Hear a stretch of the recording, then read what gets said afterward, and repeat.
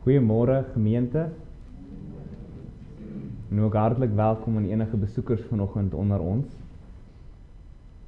So roep die Here aan met die woorde van Psalm 123. Kyk soos die oë van die knegte is op die hand van hulle Heer. Soos die oë van die diensmaagd is op die hand van haar meesteres. So is ons oë op die Here, ons God.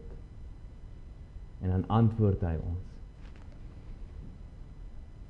Die genade van God en die liefde van ons Here Jesus Christus en die gemeenskap van die Heilige Gees, sy met julle almal.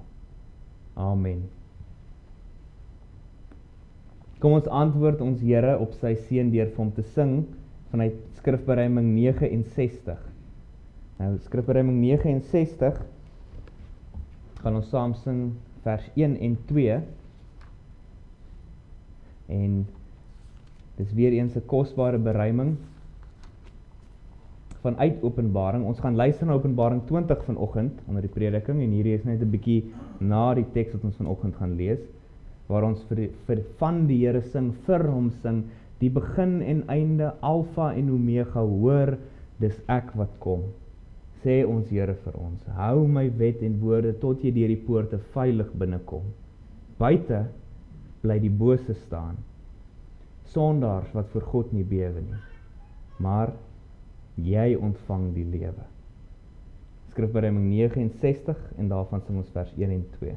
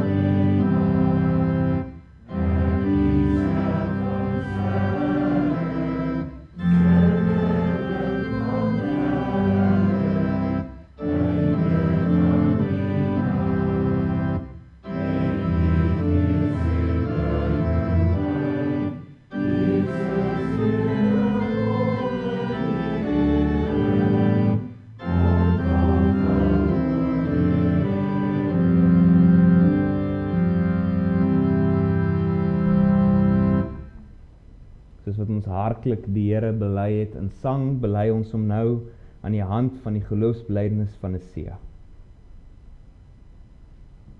Ons glo in een God, die almagtige Vader, die skepper van hemel en aarde, van alle sigbare en onsigbare dinge. En in een Here, Jesus Christus, die eniggebore seun van God, voor al die eeue uit die Vader gebore. Hy is God uit God, lig uit lig, ware God uit ware God, gebore, nie gemaak nie, een in wese met die Vader, deur wie alles tot stand gekom het. Hy het ter wille van ons mense en ons saligheid uit die hemel neergedaal en het deur die Heilige Gees uit die maagd Maria vlees geword. Hy het mens geword. Onder Pontius Pilatus is hy vir ons gekruisig. Hy het gelei en is begrawe. Op die 3de dag het hy volgens die skrifte opgestaan en het hy na die hemel opgevaar. Hy sit aan die regterhand van die Vader en sal met heerlikheid terugkom om die lewendes en die dooies te oordeel. Aan sy koningskap sal daar geen einde wees nie. Ons glo in die Heilige Gees wat Here is en lewend maak. Hy gaan van die Vader en die Seun uit en hy word saam met die Vader en die Seun aanbid en verheerlik. Hy het deur die profete gespreek. Ons glo aan een heilige, algemene en apostoliese kerk. Ons bely een doop tot vergifnis van die sondes. Ons verwag die opstanding van die dooies en die lewe van die toekomstige bedeling. Amen. Die Here antwoord ons deur sy wet vir ons voor te hou. Maar as ons na die Here se wet luister, dan doen ons 'n paar dinge. Ons meet ons lewens. Ons moet. En ons meet ons lewens vir twee redes. Die een is want ons het die wet uiters lief. Hoe sing Dawid, dis 'n lamp vir my voete. In u wet smaak ek 'n vreugde, groter as wat hy van weet, wat sy aardse skat en goeders en hulle waarde nie kan meet. So ons luister die wet vir daardie rede, maar ons luister ook die wet, sodat ons kan sien hoe ver ons tekort skiet aan God se heilige, onveranderlike wil. En so dwing ons siel om weer laag te word voor hom. Weer ons oë te rig op ons Here Jesus Christus en sy genade. Want sonder hom het ons niks. Die wet bevestig, getuig daarvan. Ons luister dan na die wet van die Here vanuit Eksodus 20. Toe het God al hierdie woorde gespreek en gesê: Ek is die Here jou God wat jou uit Egipte land uit die slawehuis uitgelei het. Jy mag geen ander gode voor my aangesig hê nie. Jy mag vir jou geen gesneede beeld of enige gelykenis maak van wat bo in die hemel is, of van wat onder op die aarde is, of van wat in die waters onder die aarde is nie. Jy mag jou voor hulle nie neerbuig en hulle nie dien nie. Want ek, die Here jou God, is 'n jaloerse God, wat die misdaad van die vaders besoek aan die kinders van die 3de en aan die 4de geslag van die wat my haat. En ek bewys barmhartigheid aan duisende van die wat my liefhet en my gebooie onderhou. Jy mag die naam van die Here jou God nie ydelik gebruik nie, want die Here sal die een wat sy naam ydelik gebruik nie ongestraf laat bly nie. Gedenk die Sabbatdag, dat jy dit heilig. 6 dae moet jy arbei en al jou werk doen, maar die 7de dag is die Sabbat van die Here jou God. Dan mag jy geen werk doen nie. Jy of jou seun of jou dogter, of jou diensknegt of jou diensmaagd, of jou vee of jou vreemdeling wat in jou poorte is nie. Want in 6 dae het die Here die hemel en die aarde gemaak, die see en alles wat daarin is. En op die 7de dag het hy gerus. Daarom het die Here die Sabbatdag geseën en dit geheilig. Eer jou vader en jou moeder, dat jou dae verleng mag word in die land wat die Here jou God aan jou gee. Jy mag nie doodslaan nie. Jy mag nie egbreek nie. Jy mag nie steel nie. Jy mag geen valse getuienis teen jou naaste spreek nie. Jy mag nie jou naaste se huis begeer nie. Jy mag nie jou naaste se vrou begeer nie, of sy diensknegt, of sy diensmaagd, of sy os of sy esel, of iets wat van jou naaste is nie. Ons bely dan teenoor die Here deur vir hom te sing, Psalm 139. Ons bely hoe oop ons voor hom lê. Niks sy oog mis nie. En dan sing ons ook dat die Here ons sal wys op ons sonde. Sal wys waar ons dwaal, dat ons juis daar kan bekeer. Juis daar kan draai na die soetheid van sy wet.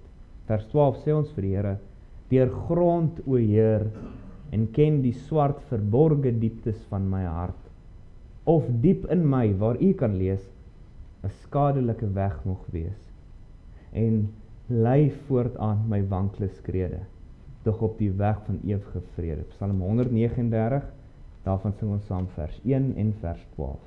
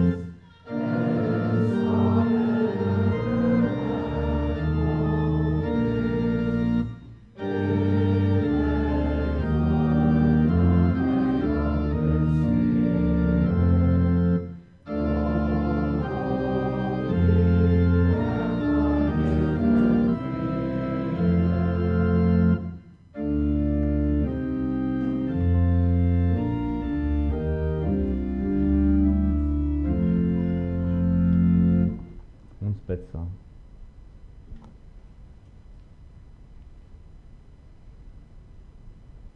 Ons ewige, heilige, almagtige God en barmhartige Vader.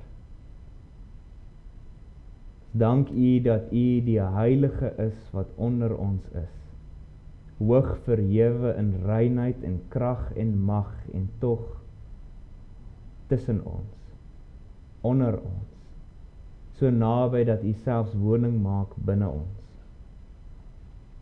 Ons prys U vir die rykheid van U genade en U goedheid. En ons dank U in die besonder daarvoor in ons Here Jesus Christus.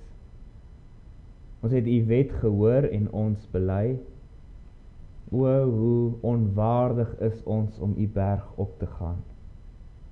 Hoe onwaardig is ons selfs om ons hoof te verhef na U, om te kyk op U heerlikheid. Maar in Christus is ons skoon. U het ons so gewas dat ons kan vrymoedig voor U kom met ons laste, ons sorge en ons sonde. En weet dat in ons Here Jesus, in ons Hoëpriester, ontvang en hoor U ons. So ons prys U vir sy genade, vir die rykdom wat ons vind in Hom.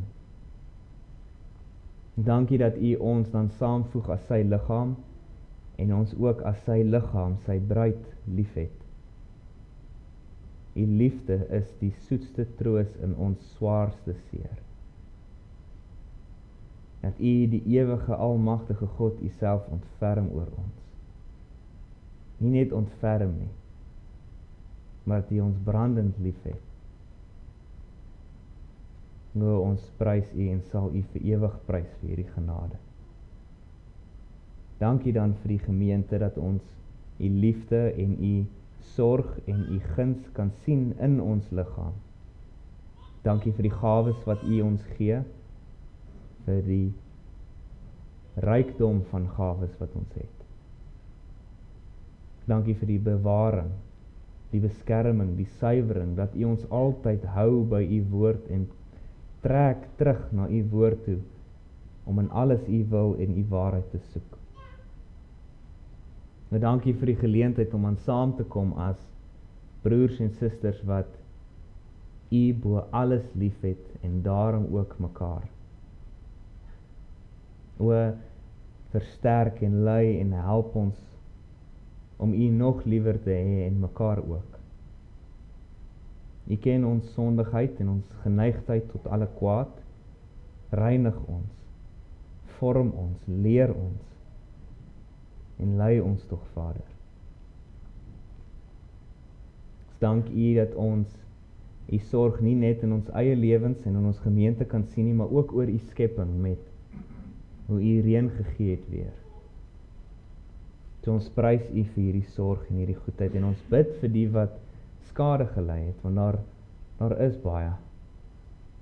Wil U hulle tog vertroos en hulle hart en hoop ook vestig op U wysheid en U hand, en wil U dan op U tyd en wyse uitkoms gee wanneer dit U behaag. En so bid ons ook met liefde en met tederheid vir ons broers en susters wat ly, hulle wat onder ons is vanoggend, hulle wat weens hulle lyding nie onder ons kan wees nie. Ons dra hulle op aan U, voor U troon. U sê ons moet al ons bekommernisse op U werp, want U sorg vir ons. Hoeveel te meer is ons seker dan van sorg en van ontferming onder ons broers en susters, U geliefde kinders wat swaar kry, voor U werp.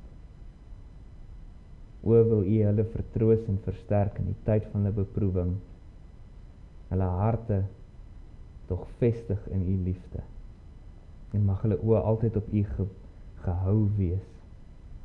Vertroos hulle, en gee tog gou uitkoms. En Vader, dan bid ons ook dat U ons sal lei wanneer ons nou na U woord luister.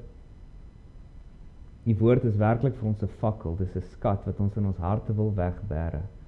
Maar U ken ons dat ons stof is, vergeetagtig, swaar om te hoor, Wil U deur U Gees so werk dat U woord sal ingang vind, dat ons dit sal onthou, dat dit sal bly en dat dit sal jubel in ons harte. Vermaan ons, bemoedig ons, vertroos ons, daar waar U weet nodig is.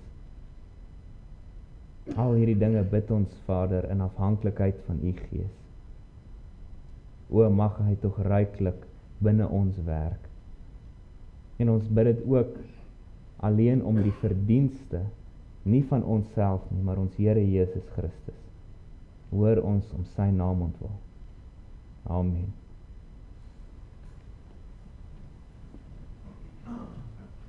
Ons gaan nou sing, voor ons na die Here se woord luister, op Psalm 119.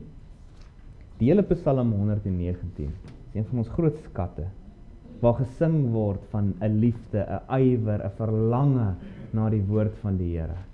En dis wat ons het. So wanneer ons weet ons gaan nou sy woord hoor, dit inneem, ons berei ons dan nou ons harte voor deur vir hom te sing vanuit Psalm 119. Ons gaan saam sing vers 1, sowel as vers 7, en daarna sal ons luister na die woord van die Here.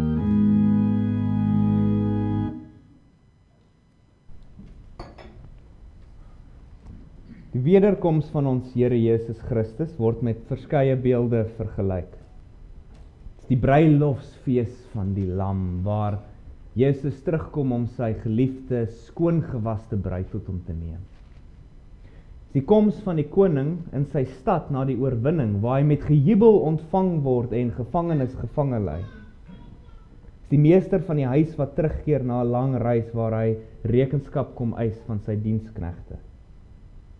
En meer as dit alles, of eerder saam met dit alles, is dit die Here, die regverdige regter, wat onderskeid kom tref in die mensdom. Daar's nog altyd, was nog altyd, is nou slegs 2 soorte mense hier op aarde. Die bokke en die skape. Die regverdiges en die onregverdiges. Die wat vreugde voor die aangesig van die Here en lieflikhede in sy regterhand vir ewig sal geniet, en die wat in die onuitblusbare vuur weg van die aangesig van die Here af gewerp sal word. Dis die 2 opsies, een aan sy regterhand, een aan sy linkerhand. En nou 'n vraag. En jy moet vra in jou lewe, watse kant gaan ek geplaas word op daardie dag? Sy regterhand van sy linkerhand. Hierdie vraag en gedagte gaan ons na 2 gedeeltes luister. Die eerste is vanuit Openbaring 20, vers 11 tot 15, dis bekende gedeelte oor die eindoordeel, die laaste oordeel wat sal geskied, die laaste skeiding. En dan gaan ons ook saam luister na Romeine 13, vers 8 tot 14, 'n bietjie later. En jy kan julle Bybels gerus oophou hier, soos ons saam deur die tekste gaan. Ons luister dan eers saam na Openbaring 20, daarvan vers 11 tot 15. En ek het 'n groot wit troon gesien, en hom wat daarop sit, voor wie se aangesig die aarde en die hemel weggevlug het, en daar is geen plek vir hulle gevind nie. En ek het die dode, klein en groot, voor God sien staan, en die boeke is geopen. En 'n ander boek, die boek van die lewe, is geopen. En die dode is geoordeel na wat in die boeke geskryf is, volgens hulle werke. En die see het die dode gegee wat daarin was, en die doderyk het die dode gegee wat daarin was, en hulle is geoordeel, elke een volgens hulle werke. En die dood en die doderyk is in die poel van vuur gewerp, dit is die tweede dood. En as dit bevind is dat iemand nie opgeskryf was in die boek van die lewe nie, is hy in die poel van vuur gewerp. Kyk saam met my na vers 11 tot 12 weer. Heerlike, kragtige beskrywing wat hier gegee word. En ek het 'n groot wit troon gesien en hom wat daarop sit, voor wie se aangesig die aarde en die hemel weggevlug het, en daar is geen plek vir hulle gevind nie. En ek het die dode, klein en groot, voor God sien staan. By sy wederkoms sal die Here van die Here, die koning van die konings, op sy troon gaan sit en elke mens, al die nasies voor hom versamel. Nou sy troon is vlekkeloos wit in reinheid en heiligheid, 'n skrikwekkende gesig vir die sonde en die sondaar. Hy wat reg en geregtigheid nie net lief het nie, maar in wese dit is. Hy wie se oog nie net oor die kwaad kan gaan nie. Hy wat die reg vashou in die regterhand, hy sit op daardie groot wit troon, reg om te oordeel. Die aarde en die hemel kan nie stand hou nie. Die aarde en die hemel verdraai, gekrenk deur die sonde, probeer wegvlug voor sy aangesig en hulle kry nie plek nie. Daar's nie uitkoms nie. Ja, selfs die aarde waarop die sonde gepleeg is en die hemel wat dit aanskou het, spat. Maar daar kan nie voor die skitterende reintroon weggekom word nie. Die dag van reinheid en reiniging is hier, daar is geen onderhandeling nie, te laat word uitgeroep oral. Die mensdom dan, waarin die hart van die onreinheid en die sonde setel, hulle word in geheel voor hierdie skitterende troon versamel.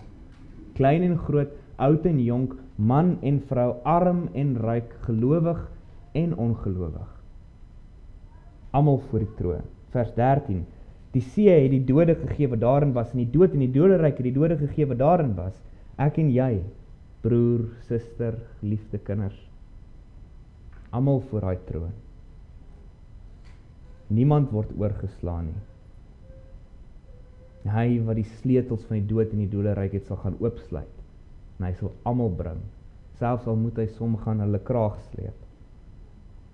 'n Versameling van elke siel wat daar nog nooit was nie, op hulle knieë en gesig voor hierdie skitterende troon. En die boeke sal geopen word. Die boeke waarin geskryf staan, elke daad, elke woord, elke gedagte, elke bedoeling van die hart, en elkeen sal volgens daai boeke geoordeel word. Elkeen moet rekenskap gee oor sy tyd hier op aarde. Ons ingesluit.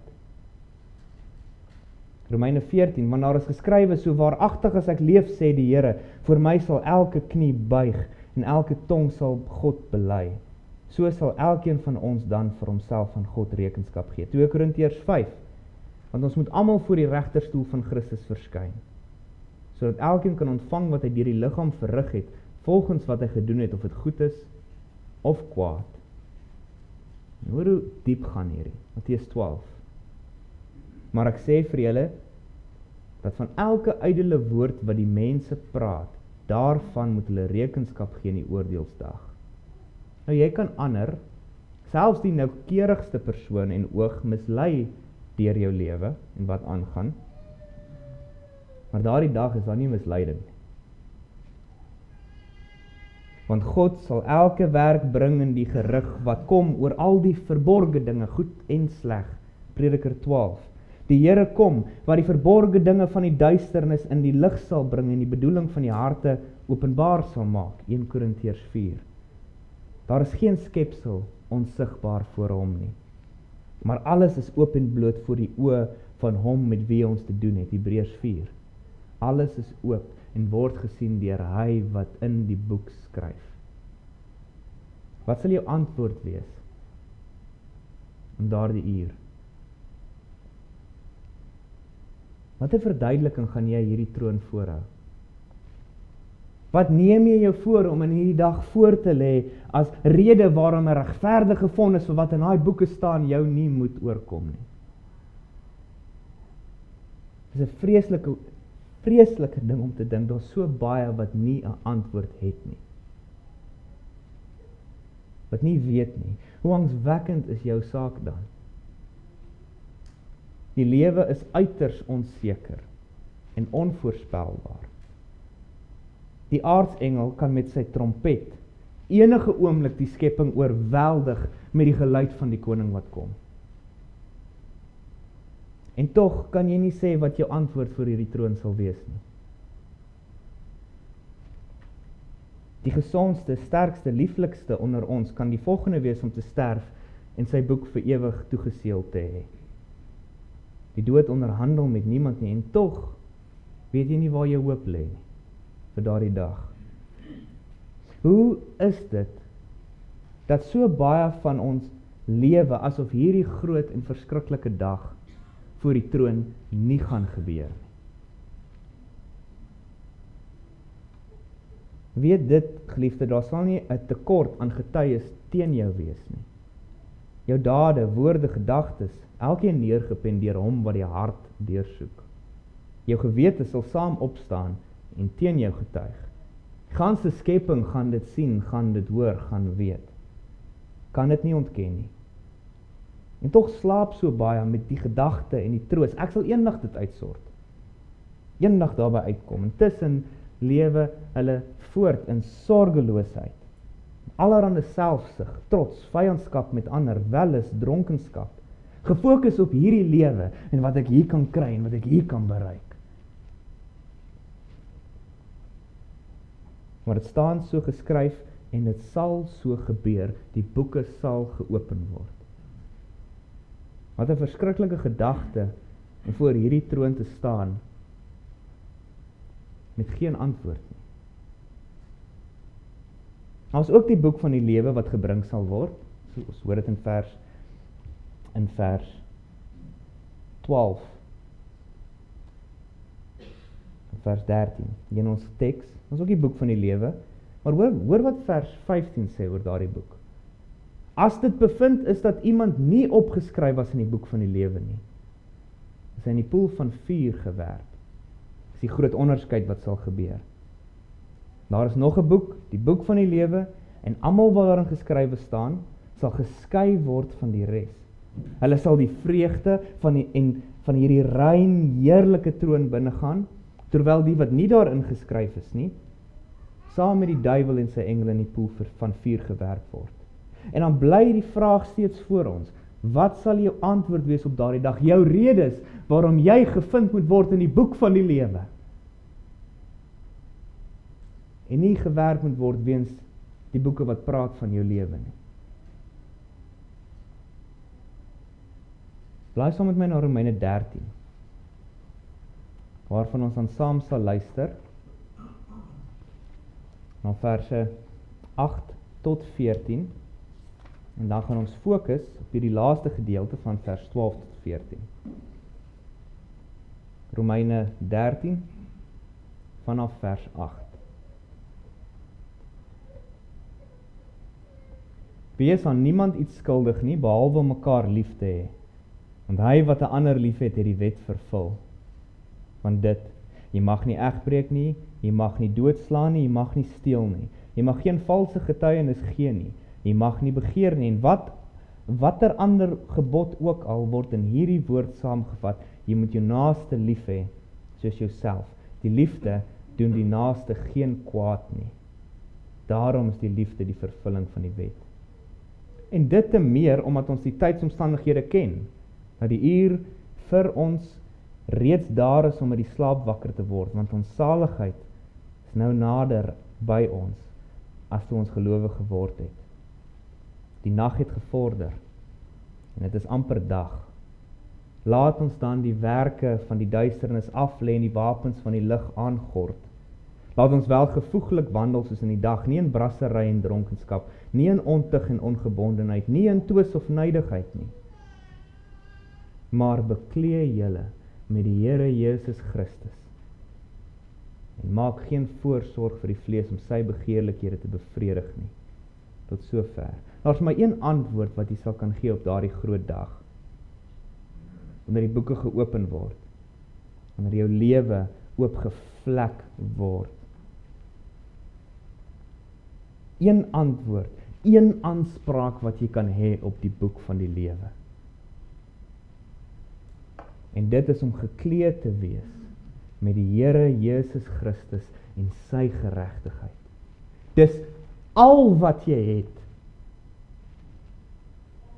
Jy hoef nie te wonder wat die oordeel en vonnis oor jou sal wees op daardie groot dag, wanneer die boeke oopgemaak word wat jou lewe op aarde beskryf nie. Met 'n gedreun sal die uitspraak wees, skuldig.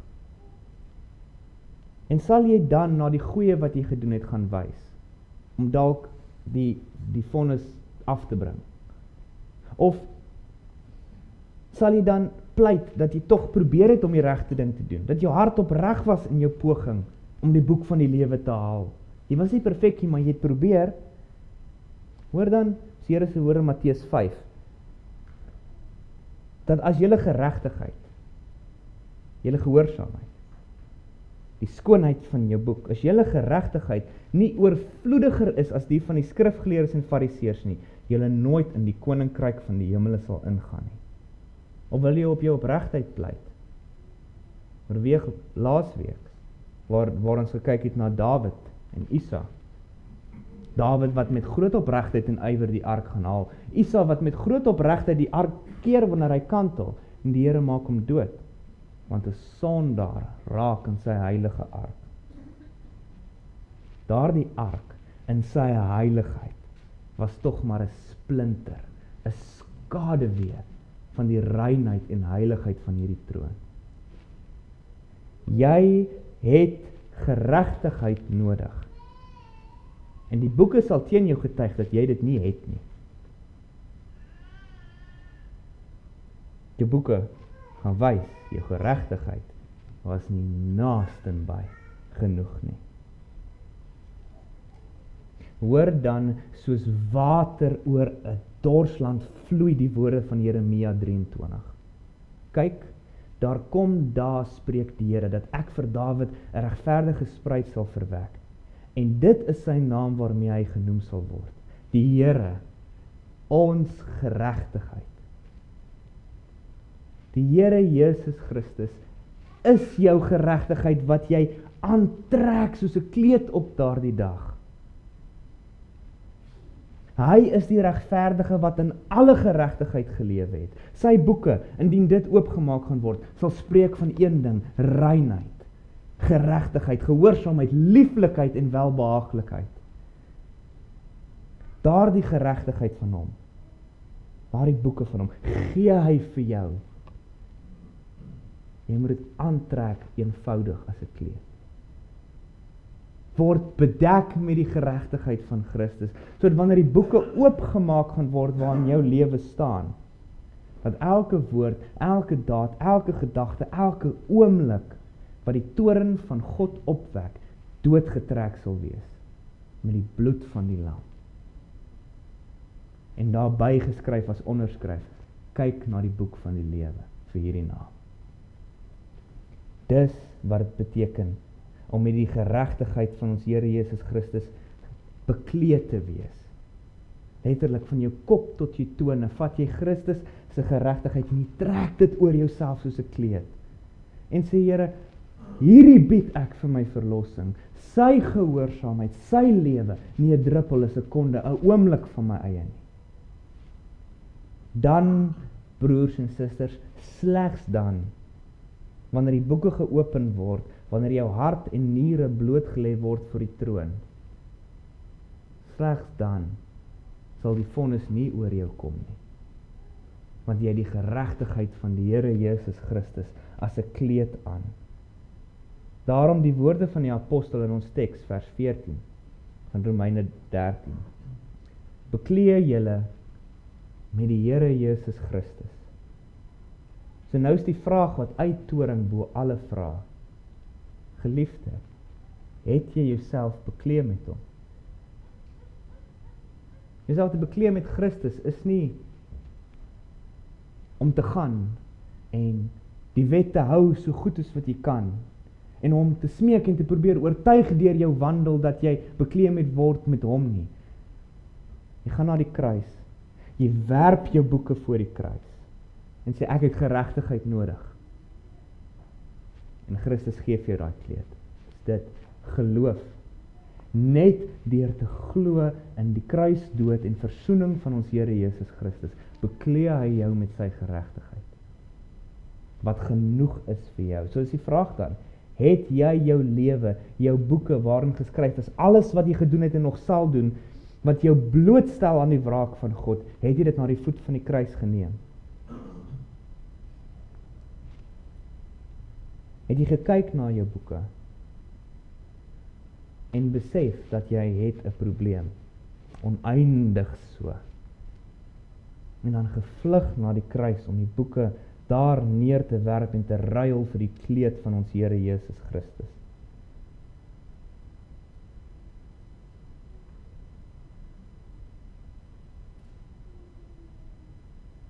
Het jy hom al so aangetrek dat jy sal kan antwoord op daardie dag, die Here Jesus Christus is my geregtigheid. Moenie in my boeke kyk vir dit nie. Ek gaan dit nie daar kry nie. Dit is hy en slegs hy wat ek sal voorhou op die dag van die regverdige oordeel, dat ek op grond van sy gehoorsaamheid, sy geregtigheid, vrygespreek sal word. Ontvang sal word. Dis 'n reuse ding om te doen, is dit nie? Dit vat 'n bo-menslike vlak van geloof en vertroue om dit te doen. Om te sê, die belangrikste, alles bepalende lot van my ewige siel, werp ek alles neer aan die voete van die kruis. Vir hierdie alonbelangrike doel, sal ek nooit na my eie lewe of gehoorsaamheid of geregtigheid kyk nie. Ek het Jesus Christus se geregtigheid as 'n kleed om my, en dis genoeg. Dit sal my in die hemel kry, net dit. Sal my boeke uitvee. En my in die boek van die lewe plaas. Ek is veilig weens hierdie kleed wanneer die boeke geopen word. Dit verge geloof, wat as God dit deur sy gees nie in jou werk nie, onmoontlik is om te hê. So dan die vraag, het jy jouself al so bekleed met die Here Jesus Christus? Indien jy nog nie het nie, dan is die res van hierdie teks in Romeine 13 en die res van hierdie preek nie vir jou nie.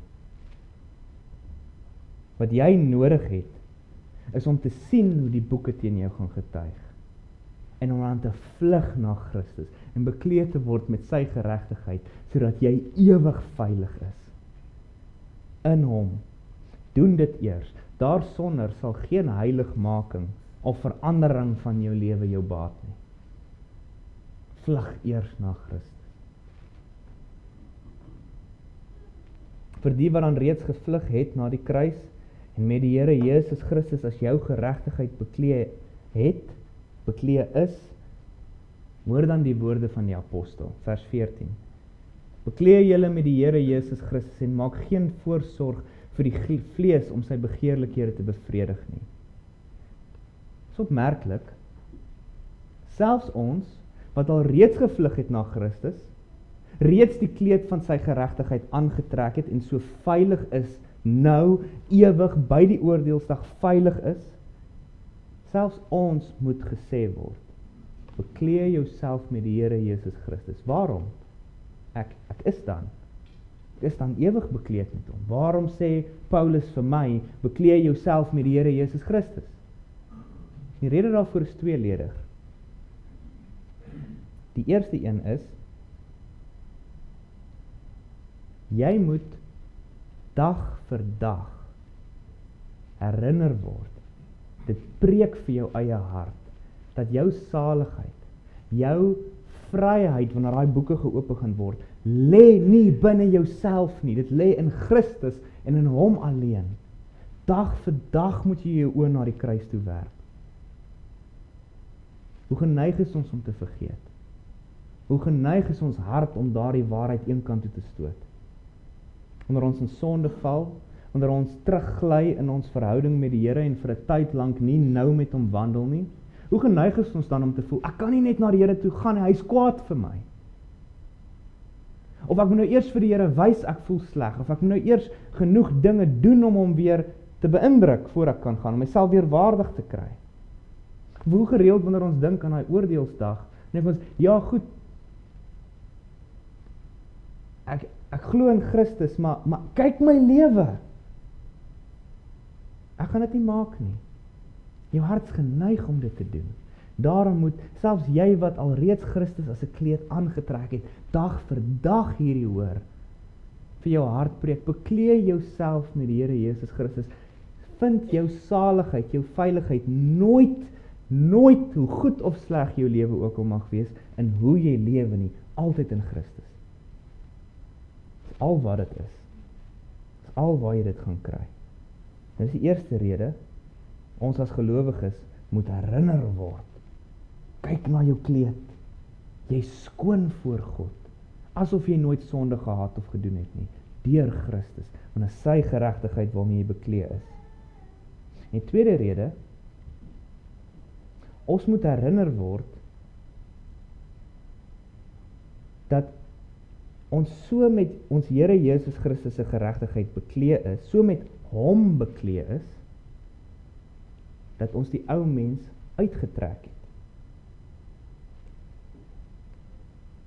Die hele Christelike lewe kan beskryf word met hierdie beeld. Die uittrek van een ding, dan kan 'n lang jas, die uittrek van daardie kleed, en die aantrek van iets anders. Hoe baie keer op keer praat die apostels nie so van ons lewe hier op aarde as gelowiges nie. Toe jy na die kruis gevlug het, en toe jy die Here Jesus Christus as jou geregtigheid aangetrek het jy iets uitgetrek. Jou ou mens, waarvan die werke in die boeke geskryf staan, het jy uitgetrek toe jy by die kruis kom. Jou ou mens se geregtigheid het uitgeloop op die poel van vuur. Jou ou mens se liefde was vir die sonde en dit het jou lewe gevorm. Jou ou mens wat duisternis was, het die duisternis lief gehad. Maar nou gelowige, het jy Christus aangetrek, sy geregtigheid, daai ou mens afgetrek. Jesus se geregtigheid word nou joune. Jy word beloon vir dit. Jesus se lewe word joune, jy word gevorm deur dit. En nou word Jesus se liefde en die dinge wat hy lief gehad het, jou liefde. Die dinge wat jy lief het. Waarom sal jy dan nog lief hê wat jou ou mens lief gehad het en lewe volgens sy manier van lewe? Waarom? Jy het hom nie meer aan nie, dis nie meer jou kleed nie, dis nie meer waarmee jy bedek is nie. Jy het jou bekleed met die Here Jesus Christus, jy's nuut.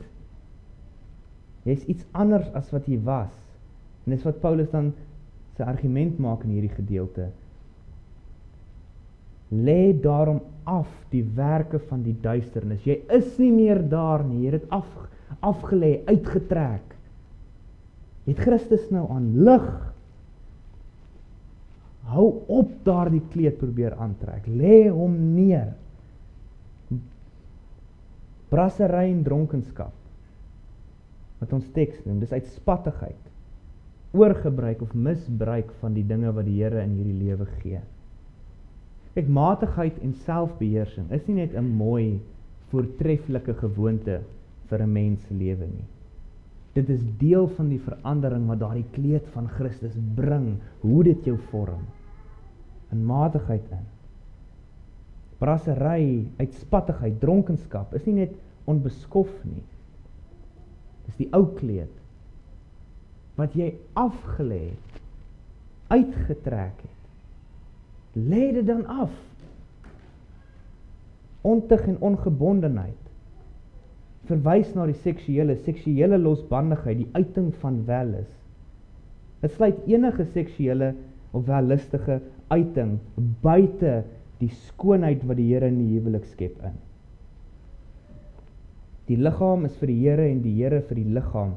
Sal jy rus daarin dat jy met Christus bekleed is en die werke van die duisternis afgelê het, terwyl jy nog die kleed van hoerery dra.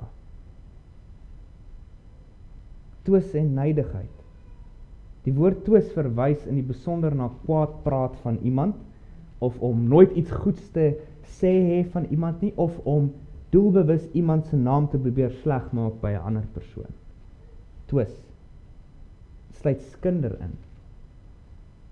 Ja, die sleg maak van iemand. Nydigheid is die woord vir ywer teen iemand. En jy ken dit, is afguns. Vir wat ook al rede, ons harte het nie veel nodig om afgunstig teenoor iemand te raak nie. Dalk was hulle ongeskik met jou, dalk verskil hulle met jou, dalk het hulle jou sleg behandel. Wat ook al die rede mag wees, ons geneig tot nydigheid, afguns. Hierdie dinge pas by die wêreld wat in die duisternis is. Nie by hulle wat hulle self met Christus bekleed het nie. Vir ons ou mens kom dit natuurlik. Hoor Paulus in 1 Korintiërs 3. Want julle is nog vleeslik. Want aangesien daar onder julle jaloersheid en twis en tweedrag is, selfde woorde, is julle nie vleeslik nie. Want julle wandel na die mens, of julle wandel asof julle nog daai ou kleed aan het. Asof julle nie Christus se geregtigheid en veiligheid aangetrek het nie. Jy het jou ou mens uitgetrek, nie net gewas en in jou kas geberg vir geleenthede nie. En hier kan dan gevra word, het jy jou met die Here Jesus Christus bekleed? Laat ons die werke van die duisternis aflê, dag vir dag moet ons onsself met die Here Jesus bekleed. Jy is bekleed. As jy na die kruis toe gegaan het en jou boeke daar gewerp het en sy geregtigheid ontvang het, is jy ewig veilig en bekleed. Dag vir dag moet jy nou lewe in daardie kleed. Daardie kleed van geregtigheid. Maar nie net dit nie, hoor nog wat sê die Here. Laat ons onsself met die wapens van die lig aangord. Waarom? Want jy is aldeur geneig om nie volgens Christus se geregtigheid jou, wat reeds ewig joune voor God is, wat jy aan jou het as 'n kleed en wat jou veilig maak vir die oordeel, jy is aldeur geneig om nie volgens dit te lewe nie, maar volgens die duisternis. Selfs indien jy werklik met Christus bekleed is daai neiging nog steeds in ons. Dat ons wil die ou mense lewe nog so nou en dan net bietjie gaan haal daar. Bietjie in daai spore wandel, kyk hoe was dit. Vir ons heiligmaking is dit al te belangrik om hierdie te verstaan. Jy is met Jesus Christus bekleed, sy geregtigheid is jou geregtigheid en sy lewe is jou lewe. Nou vorm dit jou lewe. Maar daar's baie om te vorm. Jy was lank in die duisternis, jy was daar gebore. Heiligmaking. Vir Christus se geregtigheid as 'n kleed om jou te begin vorm in jou lewe, vat lank. En dis 'n oorlog. Dis 'n oorlog in jou. So waarom Paulus praat van die wapens van die lig. Regverdigmaking. Daar waar jy na Christus gegaan het en daai kleed ontvang het, is eens en vir altyd bedek jou onmiddellik, eenmalig nie so ewig bedek. Maar heiligmaking, daardie vorming van jou lewe, is oorlog. Daarom sê die apostel, jy moet die wapens van die lig aangord. Wat's dit? Die woord van God. Tyd in sy woord, dis die kosbaarste ding. Ons voel baie, ons lees en ons lees en ons lees en ek verstaan net nie wat aangaan nie. Maar hoe's die Here besig om te vorm, om te kerf, om te verskerp, om te laat groei, die saad wat hy geplant het, wanneer jy tyd in die woord spandeer. Gebed en smeking, so wapen van die lig, bywoning van eredienste, saam met jou liggaam, jou geliefdes, dis 'n wapen van die lig, die sakramente, waarin jy verseker en versterk word in jou stryd, jou medebroers en susters, dat jou medesoldate is teen dieselfde vyand, die inwonende sonde, wapens van die lig, gord dit aan. Of as jy ooit in die stryd gewikkel, het jy jou bekleed met die Here Jesus Christus, wat nou jou liefde en jou lewe vorm. Bekleed jouself met die Here Jesus Christus, sy geregtigheid is jou enigste bedekking. En laat sy lewe jou lewe vorm. Laat sy geregtigheid jou nie net bedek wanneer die boeke oopgemaak word nie, maar ook vorm en lei terwyl daai boek nog geskryf word. Jy het nie 'n halwe Christus nie. Jy is nie bedek met 'n halwe Christus. Een wat bedek, maar nie heilig maak nie. Of een wat heilig maak, maar nooit bedek nie. Jy is geklee met die Here Jesus Christus. Hy wat jou geheel en al bedek. En ook geheel en al heilig maak. Amen. Ons bid saam.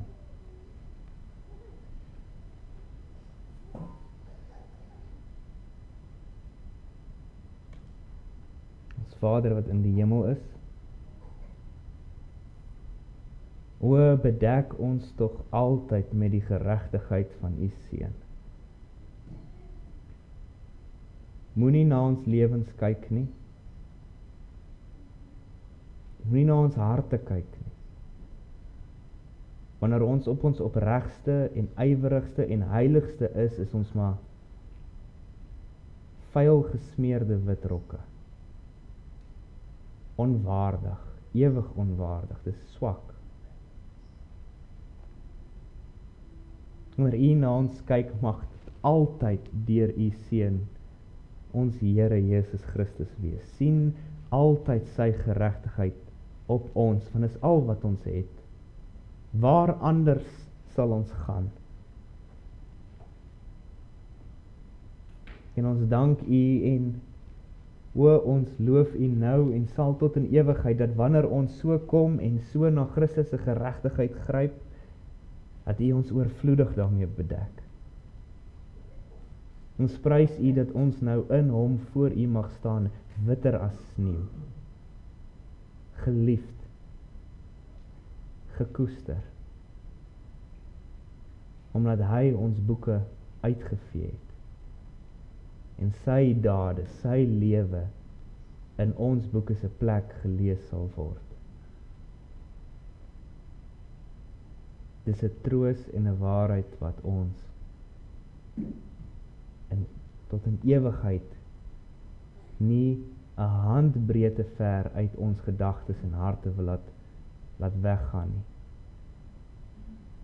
En tog ken u ons,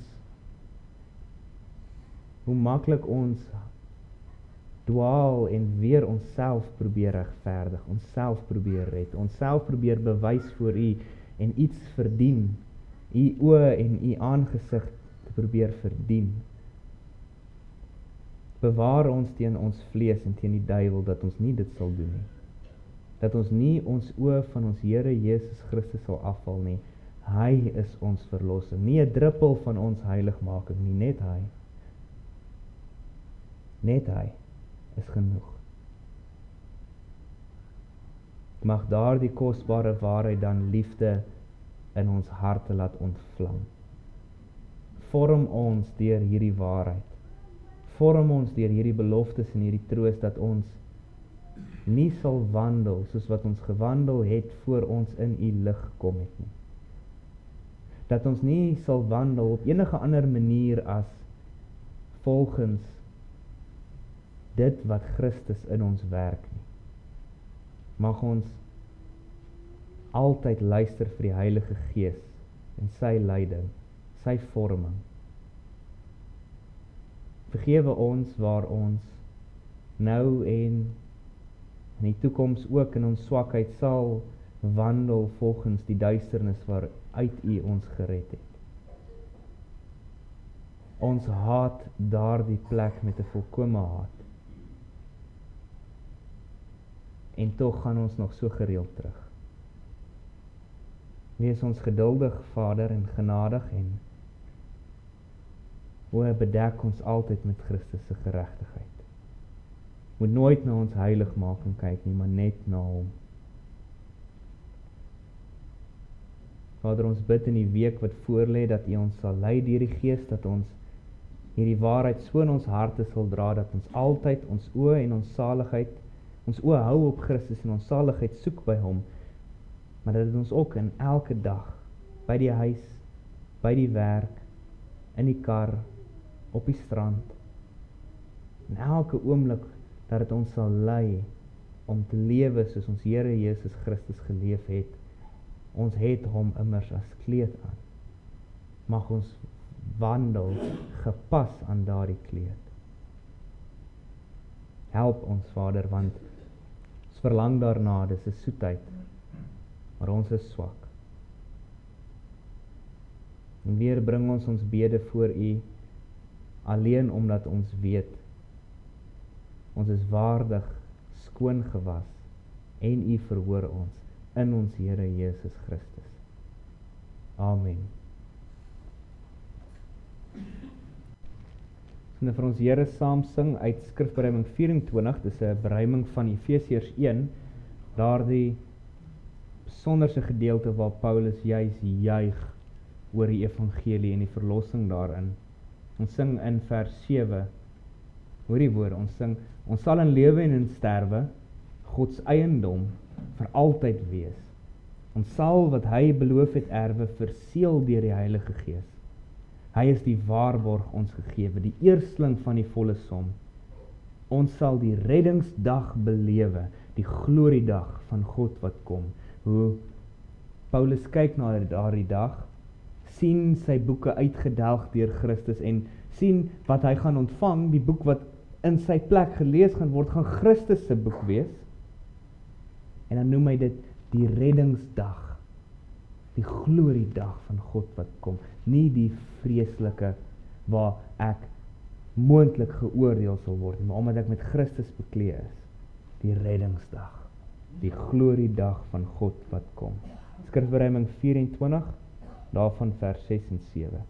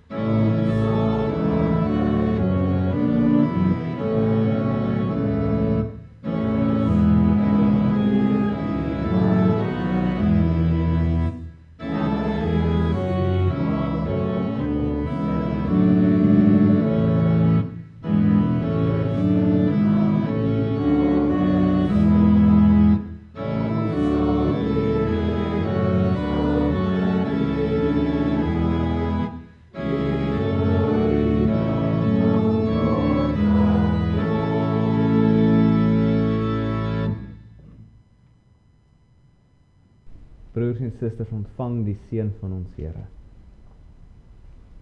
Die Here sal jou seën en jou bewaar. Die Here sal sy aangesig oor jou laat skyn en jou genadig wees. Die Here sal sy aangesig oor jou verhef en aan jou vrede gee. Amen.